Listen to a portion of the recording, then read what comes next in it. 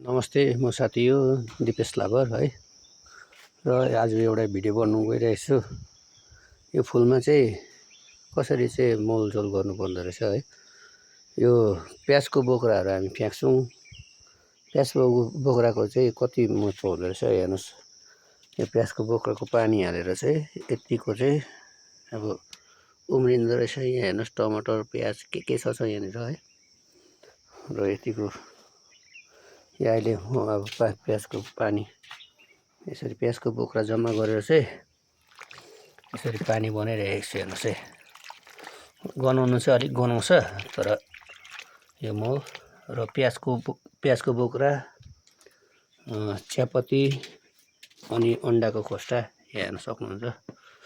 योहरू सबै मिलाएर चाहिँ एउटा यहाँ गाईको मल पनि छ। यहाँ चियापत्तीहरू हेर्नुहोस्।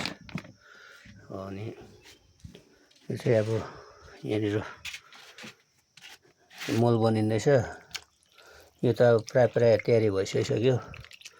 र यो प्याजको बोक्रा तपाईँले हेर्न सक्नुहुन्छ। यो प्याजको बोक्रा चाहिँ हामीले युज गर्न सक्दो रहेछौँ भन्ने चाहिँ एउटा मलाई लागेर चाहिँ यहाँ बिरुवा पनि राम्रो हुँदो रहेछ। अलिकति यसले राम्रै काम गर्दो रहेछ। हेर्नुहोस् यसरी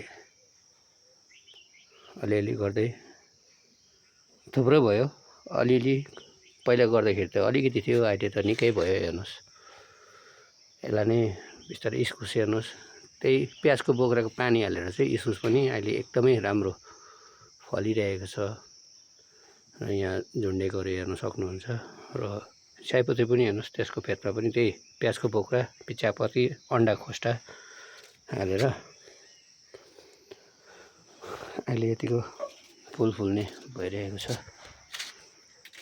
गार्डन त होइन, र मान्छेको मन चाहिँ गार्डन भएको छ। आशा मेरोमा यति चाहिँ मन पऱ्यो भने लाइक गरिदिनुहोस्। अनि मेन चाहिँ प्याजको बोक्राहरू चाहिँ वेस्ट नगर्नुहोस् कि त्यसलाई चाहिँ जम्मा गरेर एउटा टिनमा भिजाएर पानी हाल्न सक्नुहुन्छ फुलतिर भन्दै यो सानो भिडियो लिएर आएको थिएँ। मन पऱ्यो भने लाइक गरिदिनु, मन परेन भने पनि लाइक गरिदिनुहोस्, कमेन्ट पनि लेखिदिनुहोस्।